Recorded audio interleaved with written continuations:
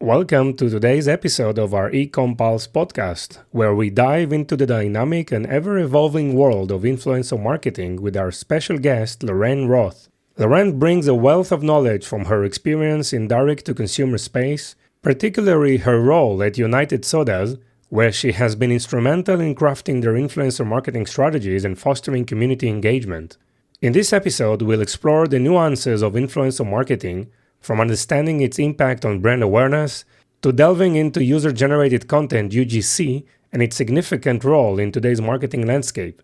Lauren will share her insights on the importance of authenticity in influencer partnerships, the challenges of measuring the ROI of influencer campaigns, and the art of building a brand community that resonates with audiences.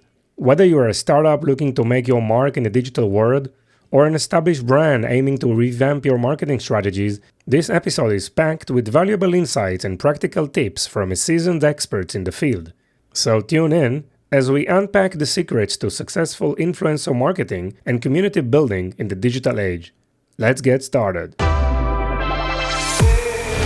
Welcome to the Pulse, your heartbeat to the world of e-commerce. I'm your host, Eitan Kotter. Join us as we meet with industry leaders, marketing experts, and the innovative minds behind the tech that is shaping the e-commerce future. So plug in, gear up, and get ready for a pulse-pounding journey into the heart of e-commerce. Hi, Lauren. Welcome to the show. Hi, thanks for having me. How are you? I'm good. How are you? I'm great. How is New York? It's good. It's getting warmer, which I'm happy about. It's getting to be spring, so fingers crossed it stays. Yeah, you had some tough days last few weeks, right? Yeah, we've had some snow. It cleared up pretty fast, but it hasn't been the most brutal of winters. So I'm most excited though for it not to be dark at 5 o'clock at night. So fingers crossed it's happening soon. I think it is. Okay, great. So I see you smiling, so everything is, I guess, in the right direction. So, hey, thanks a lot for your time. We have a really amazing topic today, influencer marketing, community engagement, community building. So plenty of things to unpack. So let's start with just with a quick intro about who you are and what do you do these days? Sure. So I work within the direct-to-consumer space. Currently, I'm at United Sodas, which is a better-for-you soda company. I'm the community and partnerships manager, really helping them build out their influencer marketing strategy and also helping them with community engagement through their social channels as well as through brand activations. Yeah. Okay, great. So, I mean, we hear so many things about influencer marketing and everyone wants to do influencer marketing and where this fits, right, in a strategy of a brand or a retailer. So how do they, make a decision to go into influencer marketing? What this type of marketing activity, provides as a value for the brand, beyond the standard inbound, outbound type of activities? Yeah, I mean, for me, I've really been in the startup space. So primarily it's the brand awareness that I think is the real grabber when it comes to influencer marketing. But obviously, influencer marketing is also something that you can really utilize throughout your entire marketing funnel, whether that's organic, social, paid, even implementing influencer partnerships through email and website. So I just think it's something that brands can really utilize. And also it's a way to reach other demos through influencer audiences. So maybe let's try to go back to the basics because we talk about influencer marketing, we talk about communities, we talk about UGC. Maybe you just help us, define all of these. Sure. So influencer marketing, it kind of is a larger hub that kind of has UGC content creation under it. But influencer marketing is really working with influencers for paid partnerships, whether that's long-term partnerships, a one-off post, or potentially affiliate marketing. And then UGC is sometimes, when a follower or a customer posts about the brand, but also you can use UGC content creators to create relatable content about your product or, maybe about a platform you're promoting. And you're able to use that content through your marketing funnel The UGC content creators, the big difference with influencers is that they're not posting on their channels. They're giving you content to use on your own. Mm-hmm. So when we talk about influencer marketing, it's the idea of influencer who has an influence, right? Whether it's a nano influencer or a micro or mega, right? They create some kind of videos on behalf of the customers, usually obviously paid, and they promote on their own network, right? To leverage their network, scale the outreach from the brand perspective. And when we talk about UGC, in your terms, it's more of a creator-led, some professional creator who create content that is handed over back to the brand itself for the brands to share on his own social media account. Correct? Correct. Yeah. And I think with UGC, one thing too, which is great, is it's a little bit more affordable for brands who may be on a tighter budget and getting that kind of high quality content, as well as including people in imagery. I think that's one big thing when people are when it's brand side and you just have a physical product and you want to show how it's relatable. Yeah. Using UGC content creators is a little bit more cost effective when it comes to imagery and videos. It's just a cost perspective, or it's also like the ROI of such campaigns are different from the two, from your experience? Yeah, it definitely helps with the ROI. They perform much better. It's not coming off as fake or scripted. I think that's really important because, customers can tell the difference.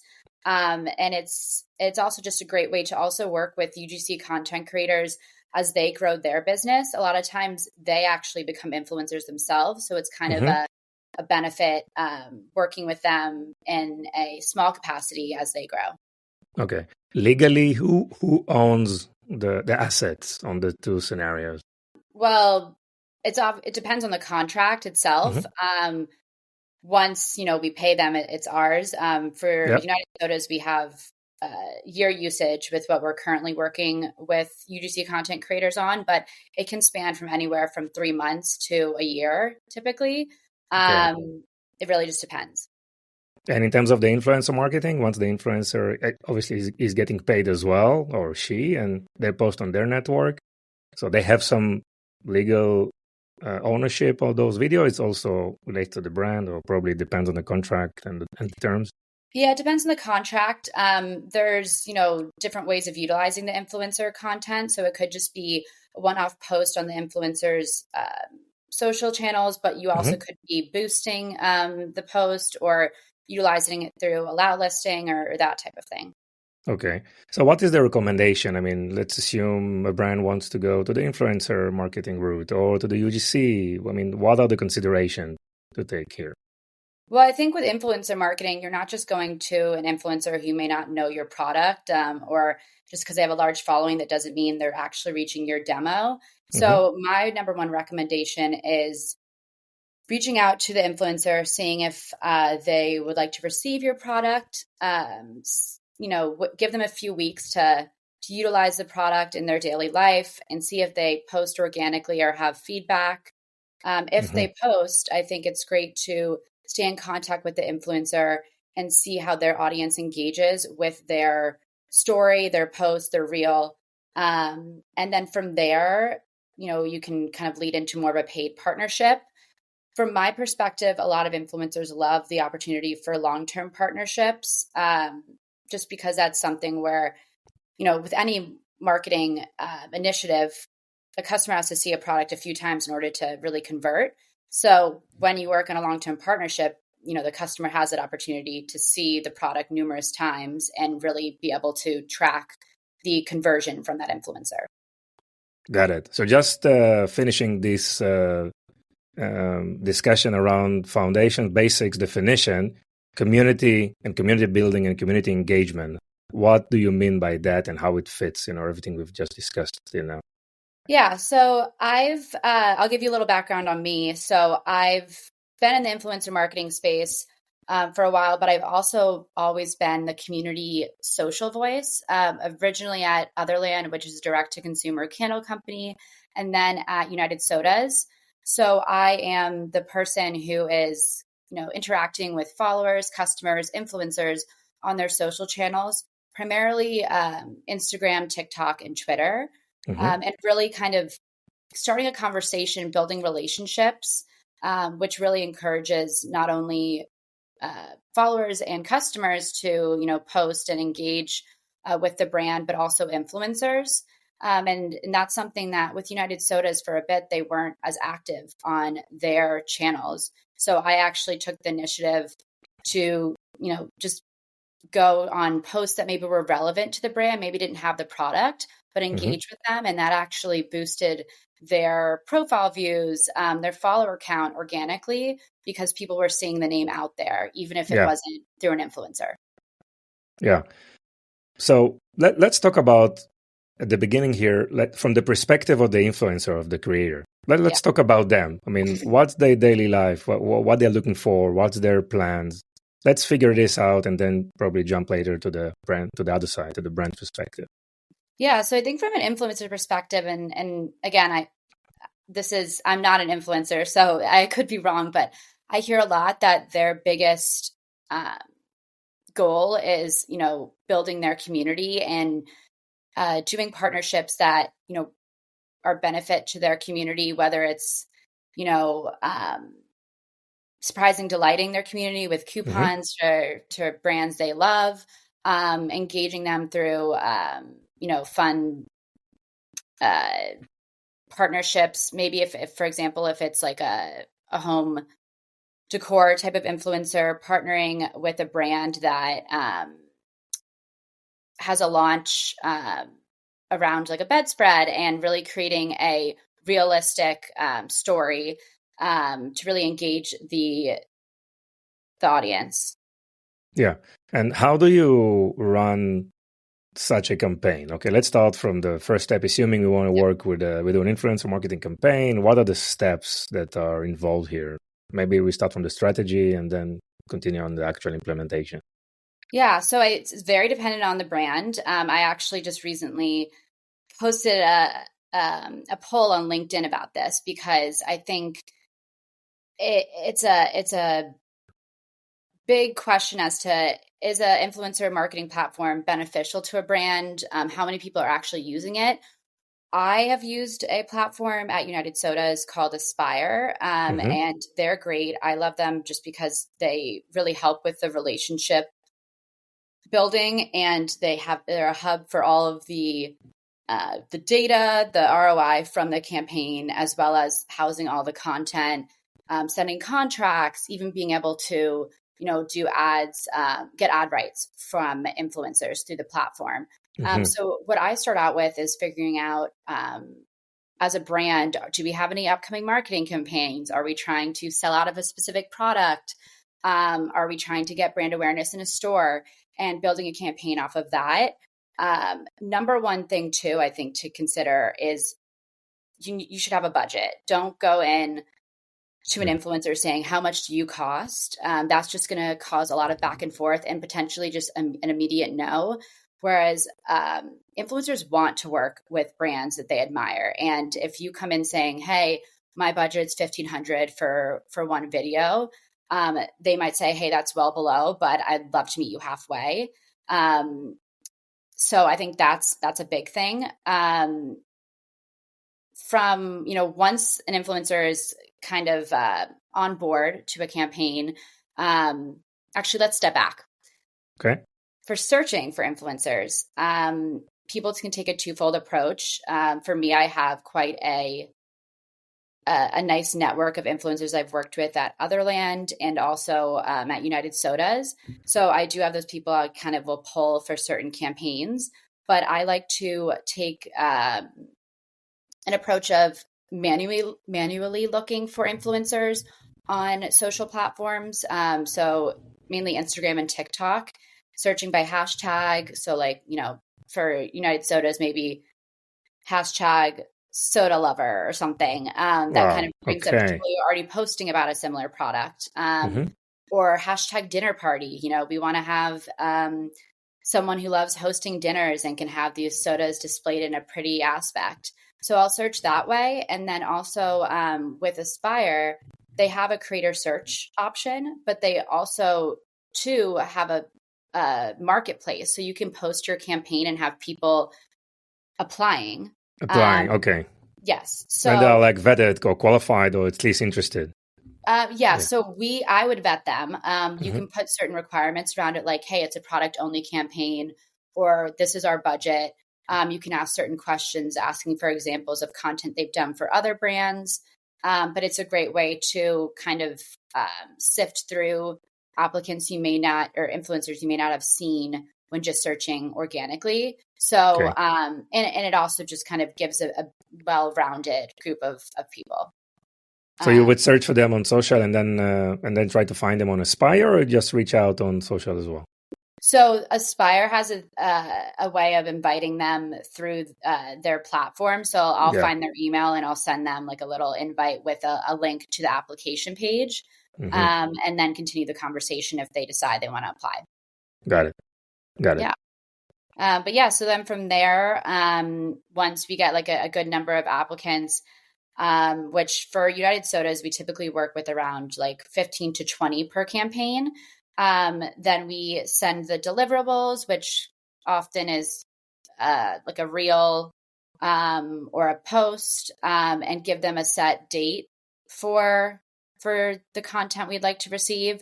I would say in general, you should not be giving less than 2 weeks to create content. You want them to feel like they're not in a rush and are able to really use their creativity. And when it comes to the content, we give a brief. I like to give examples from not only content that our brands gotten from influencers in the past, but brands that whose content we love. And I do it in a little bit of a short deck, just with examples. Otherwise, other than giving them a few brand points, I really like to let the creators do what they do, which is create, and not make them feel like they're like reading a script. You want it to come off naturally. And I've rarely had an issue where I'm like, this is totally off base. And when you're doing a paid, not a product only campaign, I mean, you do have that opportunity typically in the contract to ask for a redo, but I don't find that's often the case because typically they know what they're doing. And then, so then from there they post, you find metrics regarding the post, and, if something performs really well, you can kind of discuss, other partnerships with that post, whether it be boosting or using it for ads, that type of thing. Yes. In terms of the approval of the video, there is usually like it's a quick process, like this back and forth, or you just accept. Yeah. So I'm using it through Aspire. So the approval process, you can kind of change around how many days you have. So for example, we just got content in from someone from our UGC Content Creator Program, and they submitted. We have 5 days to get back to them, and can then within that platform say like, hey, we loved this, but can you change the copy of the post? Or, hey, the flavor name wasn't facing forward. Do you mind switching that? We're not super picky where we're like, because it takes a lot to redo an image. So if it's, doable, that's fine. But we like to also just give as much information up front, like don't use a dented can, things that are pretty obvious, but like maybe in the process get forgotten. So then that redo isn't necessary. What about the authenticity versus polished, right, type of video? Yeah. So it really depends on the channel there. Instagram is a little bit more polished. TikTok, I think, in terms of performance, you don't want something overly polished. It is something that should seem natural. Also, an interesting thing too is, with the algorithm and with guidelines, when you do a paid partnership, whether that's product only or money, you have to put that paid partnership label on the campaigns, and that actually tends to decrease the reach in a way of the views, which is interesting to see because otherwise it may perform much better. But they're definitely trying to play a game with you there. Oh yeah, I understand. Interesting. So for this, so the same video will be created for TikTok and for Instagram, or they will do different videos for each platform? It would be different videos. I don't typically ask for more than one video per campaign, but I do typically like to ask when it comes to a reel or a TikTok video for one image because when you post a TikTok or a reel, you have to have that cover photo. And if there's nothing within the video that you can freeze frame and it looks natural, then you're kind of at a loss. So I kind of like to add that on to the content guidelines and deliverables, which has worked really well for us. Yeah. And in terms of when they post on their own social networks, I mean, all the overlay, the captions, the subtitle, the titling, the music, different images, overlay. This is something that you just give free editing, opportunities, or you are also involved in these final edits as well? So we give hashtag recommendations, where hashtags we use on our own channel.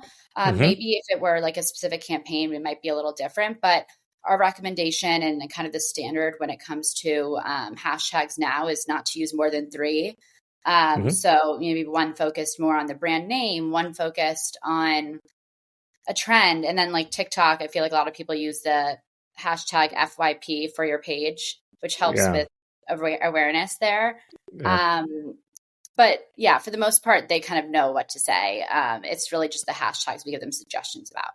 And you also provide the captions, obviously, the text and.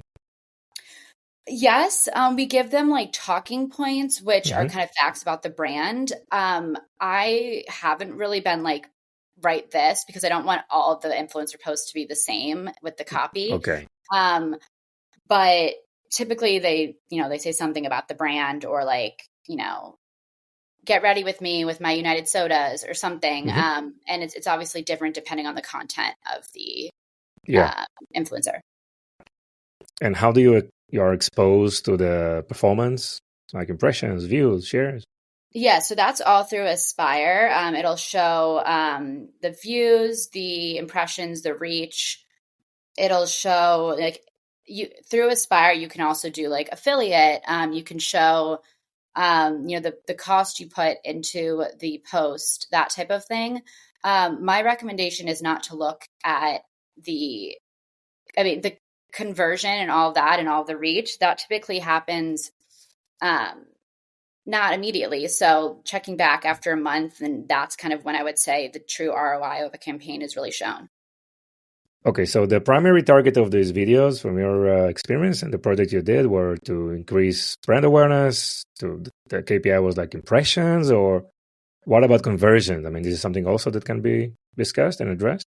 Yeah, so I think conversions are always super hard. And this is a conversation I have with people in my community, which we'll kind of talk to you about later, which is women in influencer marketing. A lot of conversation is like, how can you really measure conversion? Is that promo codes? Is that affiliate links? And it's tough, especially when it's just a brand awareness tactic and you're not really having a direct link to the website. You can obviously, check your Shopify or whatever platform you're using and see if, orders went up that day. But like I mentioned earlier, it takes a few times to really see that conversion. So it can be tough to kind of measure where that sale came from. I really love the approach of brands putting a required survey at the end of their purchase to say, hey, where'd you hear about us? Because I think that can really help show the benefit of influencer marketing in a more concrete way when, tracking it can be super hard. Yeah, I mean, today when TikTok has announced that every video on TikTok can be shoppable, right? They've announced that. Yes. So obviously it takes some time, but then you can immediately, know exactly based on the video itself. You can create like a shop now, buy now link or button, and it will immediately redirect to a landing page and fulfilled by the checkout in TikTok. So this is, I think, going to be very much easier way to measure conversions, right? Because of the shoppable aspect of video that is definitely a growing segment in video creation, beyond brand awareness, impression. I think Yeah. conversions, video conversion around shoppable video. Again, it happens across different platforms, not just social, also marketplaces and others. So this is probably the next wave of engagements with creators or influencers for conversion. Absolutely. Yeah. No, and like I Yeah. mentioned earlier too, I'm seeing a resurgence of affiliate versus just one-off partnerships. It's just becoming a lot more prevalent, and brands too are also kind of trying to build out ambassador programs too, and to kind of get more sales and build their community. Mm-hmm, mm-hmm. So assuming one of the influencers or creators perform very, very well, and we want to continue for longer term engagement. Okay. So how this will look like typically? From like one post, or just like working with them continuously? Yes, working with them continuously. So it depends on the reach of the influencer, and how long you want to work with them. I think a lot of people do like a year long or 6 months to a year. But I think like from United Soda's perspective, more on the UGC side, we do on a month to month basis. And that can be, when you are working with an influencer, and on long term, you maybe require them to do one post and one story a month to keep their audience engaged and like the product on the radar. It can be kind of as hands off as the brand wants. But I think from an influencer perspective, what I've heard is they like that type of partnership because it, first of all, keeps them working with the brand consistently, and also kind of shows the true love that the influencer has for the product to their audience, and it shows much more authenticity than it would be if it were one-off partnership and they'd never used the product before. Yeah. So I think every brand has a different approach, but that's something for us we do also through Aspire. Yes, and it also gives them more solid, forecasting, income forecasting for the months to come, right? Yeah, I do think a lot of people have a mixture of long-term partnerships, affiliate, one-off, but yeah, it's definitely just dependent on the influencer's goal. Yeah. So let's discuss about some of the challenges or problems, or the pitfalls brand needs to be aware of, when engaging with creators or influencers. Again, from your experience and things you hear in the industry. I think pay is a big thing, which would be, I think, in any industry, making sure you're, compensating them for their time and not devaluing them. There's a lot of back and forth when it comes to negotiating. And a lot of times that also involves talent managers. It's not you always talking directly to a creator. One of the communities I mentioned that I'm part of is Women in Influencer Marketing. And a lot of the members are talent managers of creators, which is great for me, from a brand perspective, to be in this community, because I can kind of see what they go through in negotiating, what they see from brands and what they don't like. And also they see the same from me. And I kind of get a better idea of what they're charging, the differences maybe in different agencies, and, what influencers are looking for. It's kind of an insider scoop. So yeah, I'd say the pay is definitely something, that is important as a brand to establish, and communication is key. Got it. And what advice you would provide to brands who want to start with influencer marketing? And I think we need to differentiate between those brands that already have in-house and influencer marketing, like Soda. So definitely they can work with Aspire or some similar platforms. They have the time to spend and search and communicate and evaluate and qualify and vet, and right. But a lot of brands don't have that internal resources, right? And they want to do influencer marketing or work with creators. So what advice do you provide? I mean, how do you suggest they can start? Yeah, so I'm actually helping a client who just launched their first beauty product, and she's never done anything. She doesn't have a super high following on Instagram and TikTok. So I'm kind of helping her with strategy when it comes to those channels with posting. And our first approach is seeding. So that is, reaching out to influencers who fit the demo that they're looking for. For her, it's in particular, it's travel influencers. It's the corporate woman. And so reaching out to those to get brand awareness for them to post organically on their channels. Mm-hmm. So I think that's a great approach. It takes time. Like it's not I reach out to 50 and 25 of them say yes. Like it is a follow-up type of process. My approach is reach out, wait a week, then follow up. I say something like, hey, just checking in, make sure you got this message. Would love to send product your way. Same goes when you send product, I would follow up like 2 weeks after they've had a chance to try the product. That friendly check-in, like making sure you got the product, can really increase the posting rate, and then be like, mm-hmm. Oh my gosh, yeah, I got it. I'll be posting tomorrow and sharing with my community. Yeah. That's a great, budget-friendly option, seeding. From a social strategy, I'm working with this client I'm working with UGC content creators.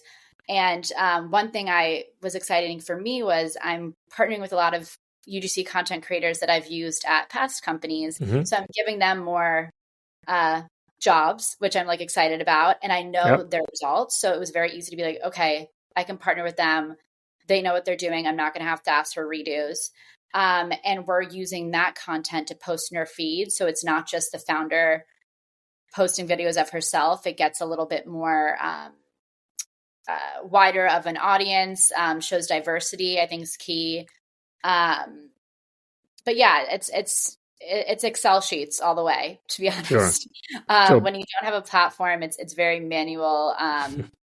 And I think that's something, that takes time to build out, but what's really exciting about startup space and what I kind of love is you can see the immediate effects of even the smallest initiative, whether that be through like follower increase or, a few sales that day, you can contribute directly to that influencer. So I think it's important also to mention that it takes some time to see real results, right? It sometimes may take months or so. So this is, I think, a very, very important message we need to emphasize here, right? Yeah. And that's actually a conversation I've had with a few people that I know within influencer marketing is like, hey, my boss is saying to me, like, let's start this affiliate program. And they're wanting me to reach out to people and just invite them after we haven't sent them anything. And she followed up with me like a week later and was like, my boss is mad because no one's made any sales. And it's like, it's been like a week. Like, what do you expect from that? Like there's patience is key. Building a relationship is key. Having a email cadence where you're offering them content ideas, checking in with them, giving them incentive to post, if you make a certain number of sales, we'll bring you up a tier, is really important. And like I said earlier, conversions, it takes a few times for someone to see the product. They're not going to look at someone's page and be like, oh, that makeup brush is amazing. I'm ordering it now because she posted it. And I think it's so interesting that people still think that one post is going to convert to a sale. I think I also spoke to someone recently who said that they pay not off of sales, they pay off of clicks. So if someone gets a certain number of clicks through a link, they will pay them a certain amount because that still counts as some type of conversion in their eyes. So it's really dependent on what the brand wants. But I think you can't expect immediate sales. And if you do, then you're not going to be able to build a successful program. Exactly. I mean, like you're building relationship and, with your customers, you need to build a relationship probably with your creators, influencers, and those potential sellers. I mean, it's the same, right? Yeah.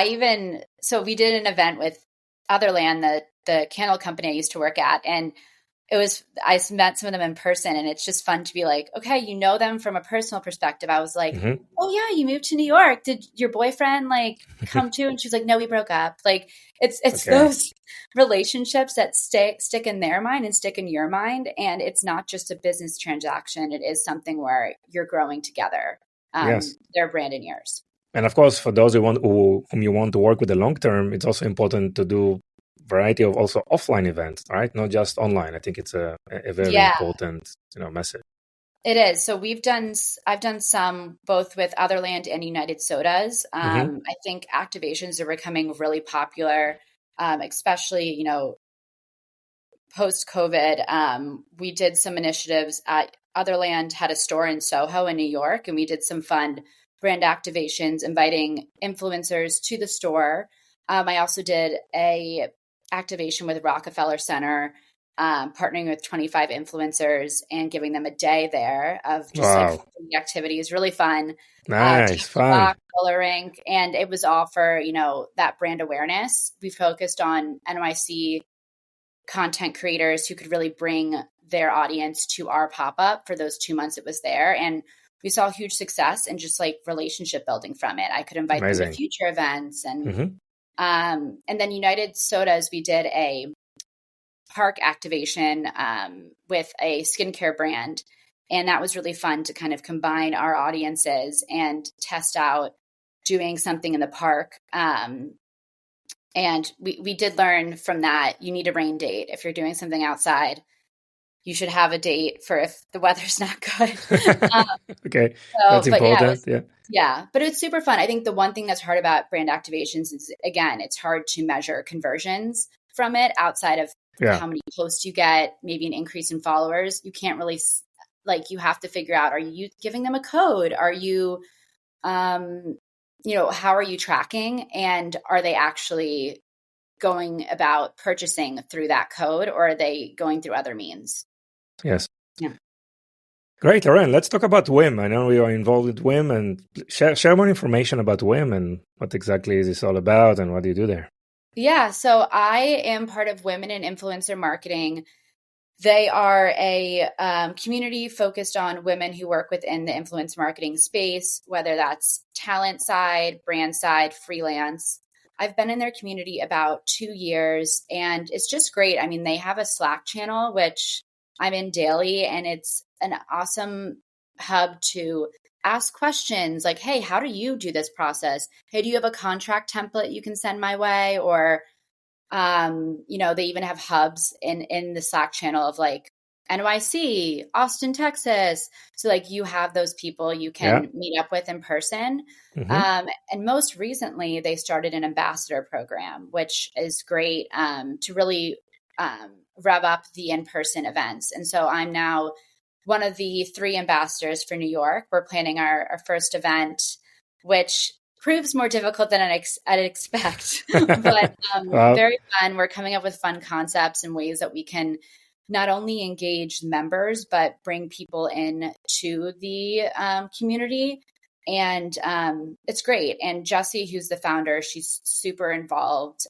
She's Brooklyn based, so I'm lucky in that I can kind of see her and talk to her a lot.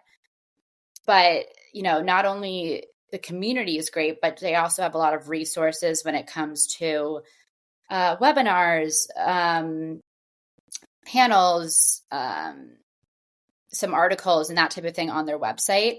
So it's proving really successful. And I think I've kind of, over the last year or two, just realized how important community is in building your career and, knowledge, but also your personal branding and being a name people remember. If you're not in a community and you're just kind of to yourself and your company, you're not going to kind of build those connections you want in order to grow in your career. Yes. Wow, it's very, very nice. And we will provide more information in the episode show notes, of course. Yes. Lauren, anything you want to add? I don't think so. This has been great talking. I'm excited. I'm glad to connect, and I'm excited to see what questions may come from this podcast. Yes. So now we are at the fun fact section of the podcast. Okay. So my fun fact. As you can tell, I have a bright wallpaper behind me. Yeah. I've really gotten into interior design, and something that I kind of love doing is going to thrifting at antique stores, getting a lot of things from there, but also just kind of building a space that I really love to be in. It gives me energy. And that's why I have a lot of bright colors in this room in particular. But the community that I actually joined, because I'm a part of a lot of communities, is both. So they are an interior design community. They actually have a platform where you can they have contests with brands and a lot of fun things.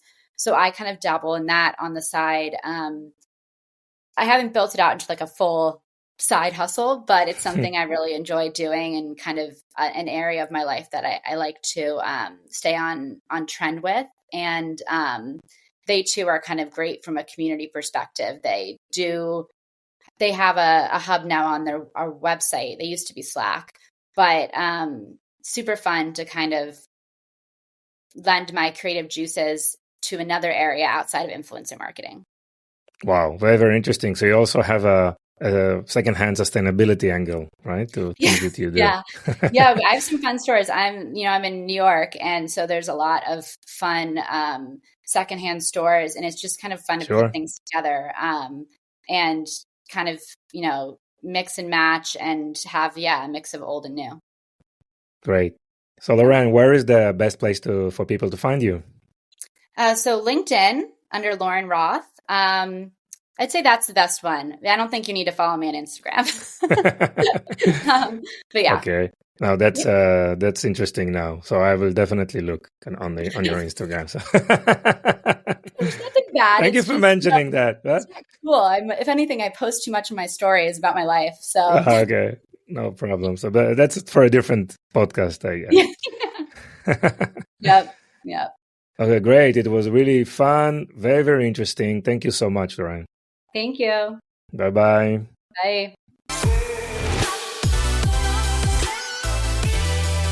Thank you for joining us on this episode. Your support means the world to us. If today's episode has been insightful for you, consider sharing it with someone who would also benefit. Even one share can make a big difference. Looking to elevate your e-commerce game? Discover Vimy, a multi-channel e-commerce platform that will transform your business with the power of shoppable video. Visit us at vimy.net to learn more. It's Vimy, VIMMI.net. Thank you for being part of our journey. Stay tuned for more invaluable insights in our next episode.